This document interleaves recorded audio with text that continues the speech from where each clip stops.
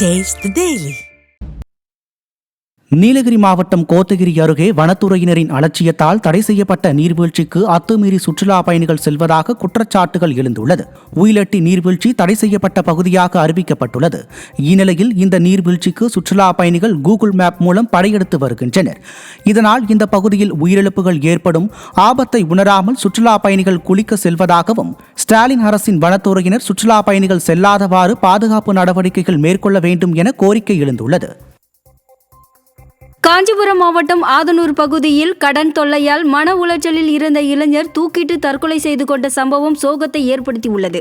படப்பை அடுத்த ஆதனூர் பகுதியில் வசித்து வரும் கார்த்திக் என்ற இளைஞர் மதுவுக்கு அடிமையான நிலையில் வேலைக்கு செல்லாமல் அடிக்கடி மனைவியுடன் தகராறு செய்து வந்ததாக தெரிகிறது. கடன் தொல்லையாலும் குடும்ப பிரச்சனையாலும் மன உளைச்சலில் இருந்த கார்த்திக் தூக்கிட்டு தற்கொலை செய்து கொண்டுள்ளார். ஸ்டாலின் ஆட்சியில் 24 மணி நேரமும் நடைபெறும் மது விற்பனையால் இளைஞர்கள் பலர் வேலைக்கு செல்லாமல் பல குடும்பங்கள் இப்படி பாதிக்கப்படுவதாக பொதுமக்கள் குற்றம் சாட்டுகின்றனர். காஞ்சிபுரம் மாவட்டம் வரதராஜபுரம் ஊராட்சியில் கழிவுநீர் சுத்திகரிப்பு நிலையம் அமைக்கும் திட்டத்தை மாவட்ட நிர்வாகம் கைவிட வேண்டும் என பகுதி மக்கள் வலியுறுத்தியுள்ளனர். ஊராட்சி நிர்வாகத்துக்கு சொந்தமான காலி இடத்தில் புதிதாக கழிவுநீர் சுத்திகரிப்பு நிலையம் அமைப்பதற்கு இடம் தேர்வு செய்யப்பட்டதால் சுகாதார சீர்கேடு ஏற்பட்டு மழைக்காலங்களில் மழைநீருடன் கழிவுநீரும் கலந்து பாதிப்பு ஏற்படும் என அப்பகுதி மக்கள் குற்றம் சாட்டியுள்ளனர். எனவே ஸ்டாலின் அரசு இங்கு கழிவுநீர் சுத்திகரிப்பு நிலையம் அமைக்கும் திட்டத்தை கைவிட வேண்டும் என வலியுறுத்தியுள்ளனர்.